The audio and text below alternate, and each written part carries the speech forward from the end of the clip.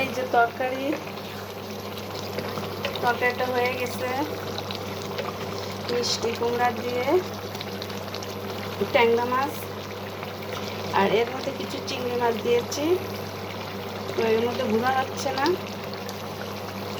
ট্যাংরা মাছটা বাবু খাবে না, এর মধ্যে একটা চিংড়ি মাছ দিয়ে দিছি।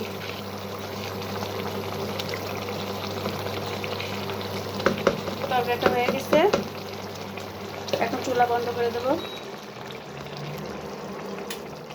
এই যে চুলা বন্ধ করে দিলাম। তরকারি এখন কালারটা খুব সুন্দর আসছে, মরিচ দিলে কালারটা খুব সুন্দর আসে। আচ্ছা, কেমন হয়েছে আপনারা বলবেন, লাইক কমেন্ট করবেন। যাই হোক, সবাই ভালো থাকবেন। আল্লাহ হাফেজ।